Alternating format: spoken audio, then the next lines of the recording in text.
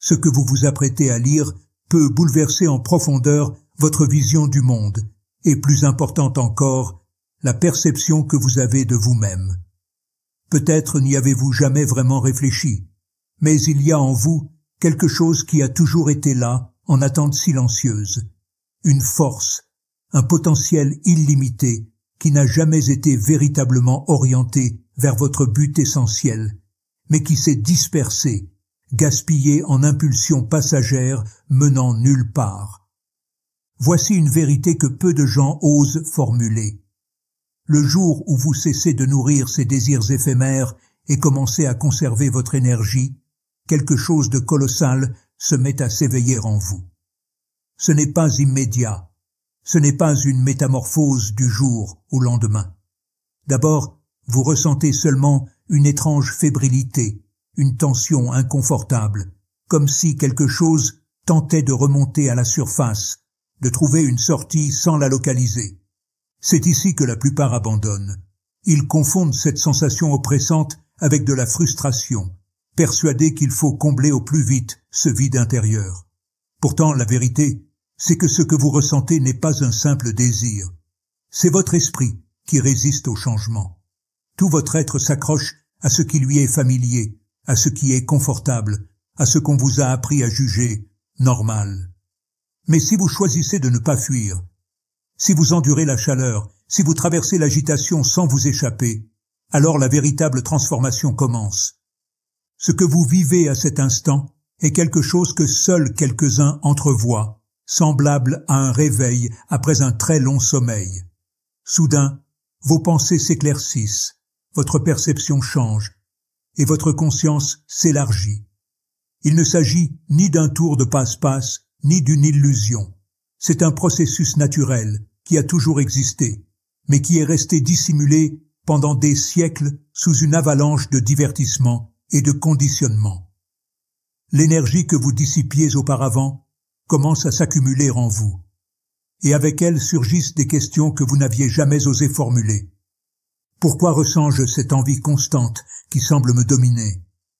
Pourquoi ce désir est-il devenu le centre de tant d'aspects de ma vie? Qui étais-je avant que mon esprit ne soit programmé pour rechercher automatiquement le plaisir? Ces questions sont inconfortables, des portes qui, une fois ouvertes, ne se referment plus. Et si vous êtes parvenu jusque-là, vous avez déjà franchi le seuil.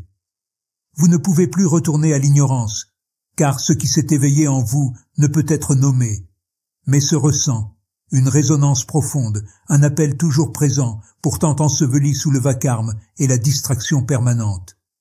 Ce que vous ressentez aujourd'hui n'est pas simplement une idée, c'est un réveil qui prend forme au moment précis où vous décidez de ne plus agir par réflexe, lorsque vous refusez cet élan automatique que le monde vous a enseigné comme étant naturel. Mais voilà le paradoxe.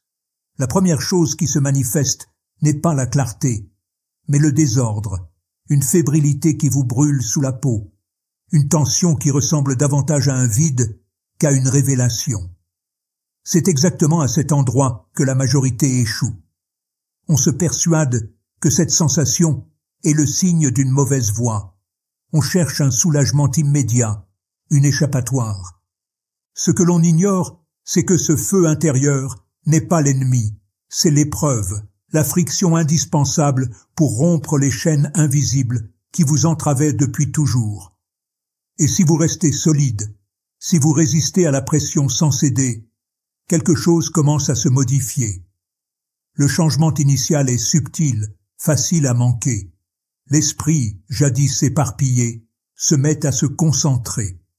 Là où régnait le vacarme, soudain, un silence apparaît, mais pas un vide.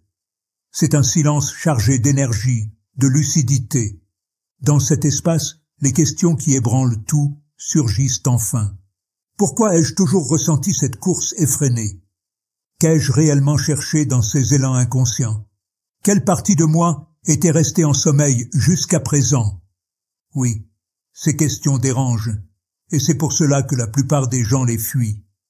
Mais si vous poursuivez, si vous avez le courage de soulever le voile, vous découvrez quelque chose qui reconfigure votre existence. Vous n'étiez jamais la personne qui désirait. C'était le désir qui vous possédait, une force qu'on avait implantée en vous, vous apprenant à chercher la plénitude dans l'éphémère, dans ce qui disparaît et vous laisse vide. Et, sans doute le plus tragique, vous appeliez cela liberté, alors qu'il s'agissait d'une servitude invisible. Puis vient la prise de conscience qui peut fracasser ces chaînes. L'énergie que vous avez gaspillée des années durant, qui vous paraissait incontrôlable, est en fait la clé de votre puissance intérieure. Elle n'est pas l'adversaire, mais l'alliée la plus puissante, si vous apprenez à la maîtriser. Dès lors que vous cessez de la disséminer pour des plaisirs éphémères, elle se change en flamme intérieure, en clarté, en force directrice. Et un phénomène extraordinaire se produit. Votre rayonnement change. Avant même que vous ne prononciez un mot, les gens pressentent qu'il y a quelque chose de différent chez vous. Leur regard se modifie, non parce que vous avez changé d'apparence, mais parce que votre énergie n'est plus la même. Vous n'êtes plus une feuille portée par le vent, vous êtes devenu le vent. L'énergie auparavant dispersée et dilapidée se concentre à présent en vous, et cela se perçoit. Sans élever la voix ni prouver quoi que ce soit, votre seule présence a un impact. Elle suscite de l'agitation, de la curiosité, de l'attrait, pas parce que vous cherchez à convaincre, mais parce que vous n'êtes plus celui que le monde voulait façonner.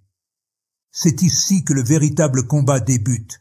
Le monde qui vous a connu tel que vous étiez va réagir. Les mêmes personnes qui autrefois disaient « sois simplement toi-même » ressentiront soudain que vous avez changé et ne sauront pas si elles apprécient ou non. Certaines vous admireront à distance, d'autres tenteront de vous ramener à vos anciennes habitudes. Vous entendrez des formules du type « ne prends pas tout ça si sérieusement » ou « pourquoi te compliquer autant la vie ?» Non pas qu'elles se préoccupent réellement de votre bien-être, mais parce que votre mutation révèle en elles quelque chose qu'elles ne veulent pas affronter, et beaucoup ne supportent pas cette gêne. C'est l'instant où se séparent ceux qui ne font que débuter ce chemin de ceux qui décident véritablement de l'arpenter. Car le défi le plus grand n'est pas à l'extérieur, mais à l'intérieur. La tentation de revenir à votre ancienne zone de confort s'intensifie.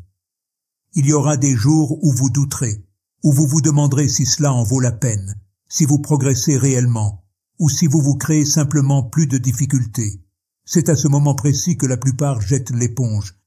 Pourtant, si vous tenez bon, si vous faites le choix de traverser cette tempête intérieure, il se produit quelque chose de profond. Votre ancien moi, dirigé par les pulsions, entame son déclin. Un espace se libère pour une version nouvelle de vous-même, qui ne cherche plus, ne supplie plus, n'est plus stimulé par les plaisirs éphémères, mais détient sa propre énergie. Cette énergie, désormais enflammée en vous, devient votre arme, votre boussole, le noyau de votre être. Alors je vous pose la question. Avez-vous déjà ressenti ce feu, cette puissance en sommeil en vous, attendant patiemment d'être libéré? Si oui, partagez-le en commentaire. J'aimerais savoir combien parmi vous entendent cet appel, ce besoin intérieur d'être plus que ce que le monde vous a inculqué. Car si vous commencez à protéger cette énergie, un autre changement s'opère. Votre vision du monde se transforme. Ce qui vous attirait autrefois semble soudain superficiel. Ces petites distractions qui vous tenaient captifs perdent leur emprise. Vous ressentez une netteté inédite, comme si vos sens s'étaient aiguisés pour voir au-delà des apparences. Toutefois, cette clarté s'accompagne du poids de la vérité, car d'un coup, vous percevez ce que vous ignoriez jusque-là, les échanges creux, les relations qui ne vous nourrissent pas, les routines qui vous dérobent votre force. Et là émerge une question cruciale. Allez-vous continuer à jouer ce jeu qui vous semble désormais vain, ou oserez-vous vous en émanciper? Nombreux sont ceux qui parviennent au seuil et reculent, non qu'ils refusent de progresser, mais parce qu'ils redoutent le vide ressenti lorsqu'ils lâchent prise sur ce qu'ils ont toujours connu. Mais si vous êtes arrivé à ce point, vous savez déjà que ce vertige n'est pas le signe d'un danger, mais la porte de la métamorphose. Alors je vous le redemande. Avez-vous déjà éprouvé ce sentiment d'infinitude, cette perception étrange de ne plus cadrer avec ce qui, jadis, vous paraissait normal? Si oui, dites-le en commentaire. Je veux savoir combien sont à cette frontière entre un ancien monde qui ne leur convient plus et un nouveau qui ne s'est pas encore révélé pleinement. Car ce qui vous attend au-delà est la chose la plus puissante qui soit. Si vous choisissez de ne pas faire demi-tour, quelque chose se réorganise en vous. Votre simple présence communique avant même que vous ne parliez. Il n'est pas nécessaire de convaincre qui que ce soit, ni de donner la moindre explication. L'énergie que vous retenez est perceptible, même pour ceux qui ne comprennent pas ce qu'il vous arrive. Certains se rapprocheront, attirés par votre transparence. D'autres s'éloigneront, car votre métamorphose les confronte à leur propre incertitude. Et cela n'est pas un problème, car votre route ne consiste pas à être compris, mais à être authentique. Plus vous avancez, plus vous découvrez une vérité fondamentale. Ce qui vous coupait vraiment de votre puissance ne provenait ni de vos circonstances, ni de votre passé, ni de vos erreurs, mais bien de votre propre dispersion, cette habitude de gaspiller votre énergie dans des choses qui ne la méritaient pas. À présent, cette énergie est de nouveau vôtre, et en apprenant à la diriger, vous accédez à une réalité qui bouleverse tout. La force authentique n'a jamais été en dehors de vous, elle était là, attendant que vous cessiez de la dilapider sans en avoir conscience. Reste à savoir, êtes-vous prête à la conserver? Il ne s'agit ni d'orgueil, ni d'arrogance. C'est la solidité qui se manifeste lorsqu'on laisse derrière soi sa propre fragilité. C'est le rayonnement de celui ou de celle qui ne se disperse plus dans 1000 directions, mais rassemble son pouvoir, concentré, inébranlable. Et cette force n'est pas qu'un phénomène physique. Elle se déploie au niveau mental et spirituel. C'est la possibilité qui sommeillait en vous, attendant simplement que vous cessiez de la disperser. Lorsque vous commencez à préserver consciemment votre énergie, votre rapport au désir se transforme. Le désir n'est plus cette force incontrôlable qui vous submerge avant même que vous en ayez conscience. Ce n'est plus lui qui vous commande, mais vous qui décidez de son flux. À cet instant, vous pénétrez un domaine que la plupart des gens ne soupçonnent pas, un espace où le désir n'est plus une chaîne, mais une force. Peu de personnes saisissent vraiment ce qu'est l'énergie sexuelle. Pour la majorité, elle n'est qu'une voie rapide vers un plaisir fugace, une brève euphorie, une parenthèse d'évasion. Mais cela n'en représente qu'un fragment. L'énergie sexuelle est la force vitale première, la même qui alimente la créativité, nourrit l'ambition, métamorphose les visions en réalité. C'est la flamme qui alimente l'art, le moteur de la passion, l'essence de toute transformation profonde. Si cette force est capable de donner la vie, avez-vous réfléchi à ce qu'elle pourrait faire pour la vôtre si vous l'orientiez vers vos aspirations les plus élevées? Il n'est pas fortuit que votre façon de penser se modifie radicalement dès que vous arrêtez de la dépenser. Les distractions qui vous semblaient jadis irrésistibles perdent leur charme. Ce qui vous paraissait un besoin urgent vous apparaît maintenant comme une futilité, un piège déguisé en nécessité. Un autre phénomène se produit également. Votre aptitude à vous concentrer explose. Vous n'avez plus à vous forcer pour rester attentif, ni à vous obliger à achever vos tâches. Votre esprit, enfin délivré des va-et-vient entre désir et récompense, devient un instrument précis, solide, tranchant.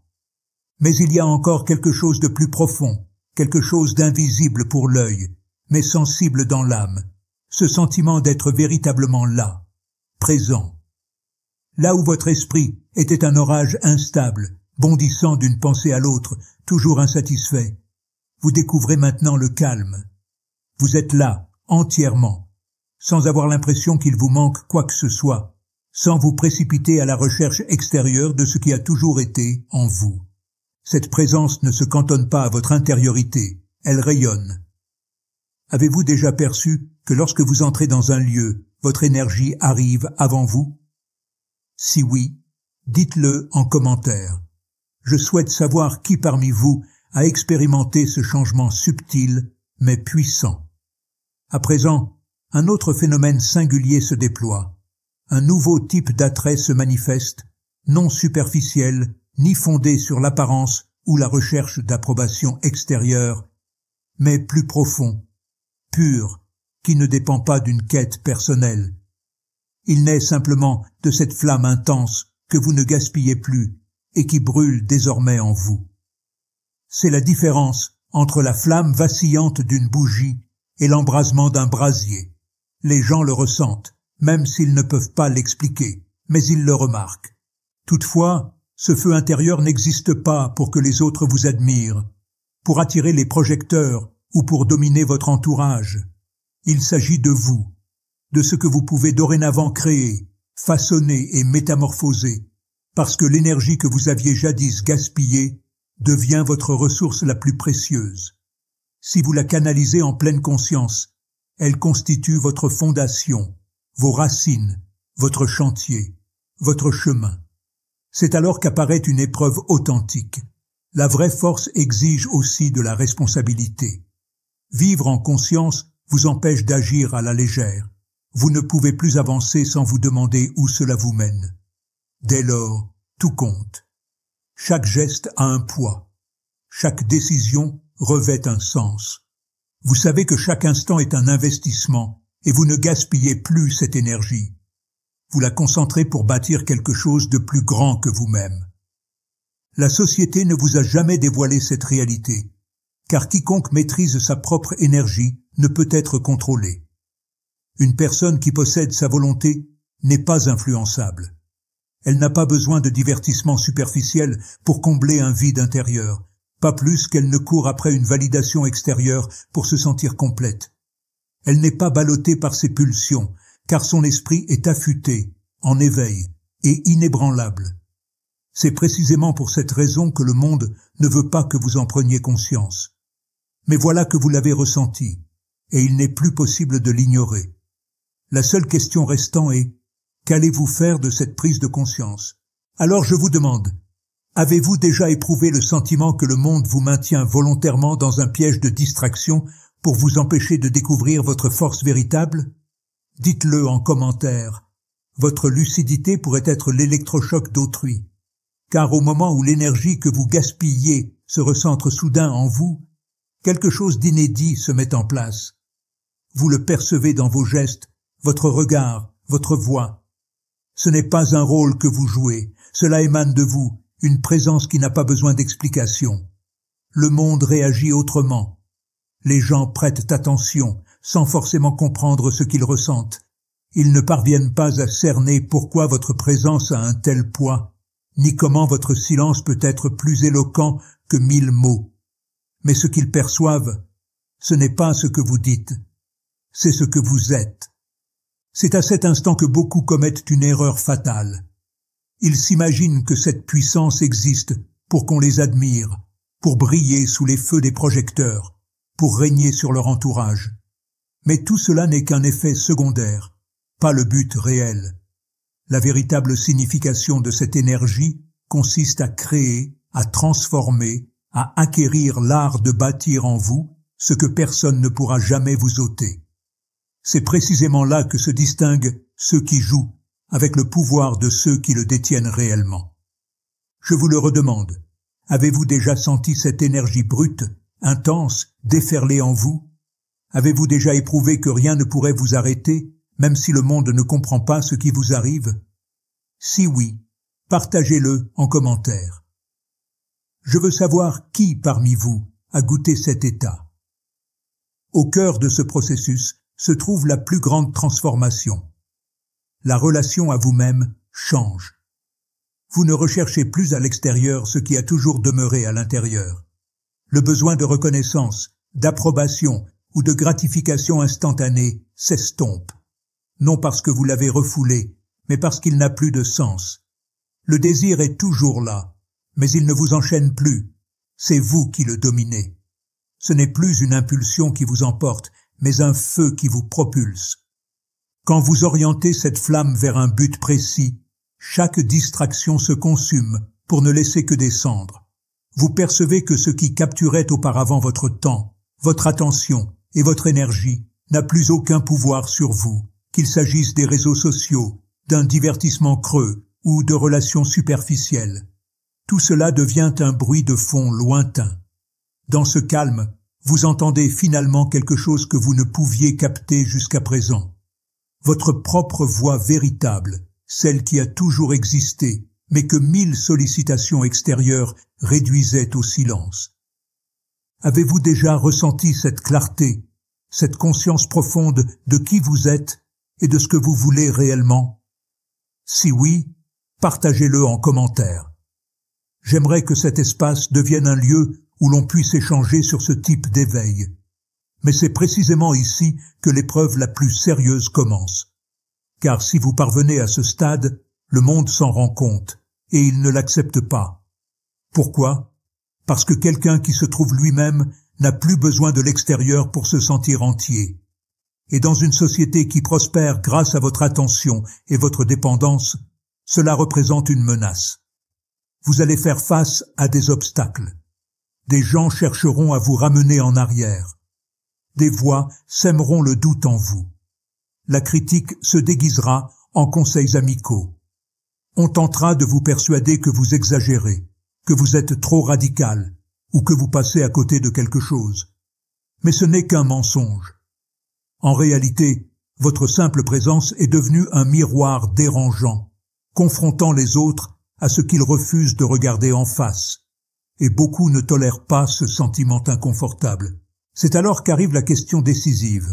Allez-vous plier sous la pression, briser votre élan, juste pour vous glisser à nouveau dans un monde endormi, ou resterez-vous ferme, conscient que ce que vous avez découvert a bien plus de valeur que toute approbation extérieure?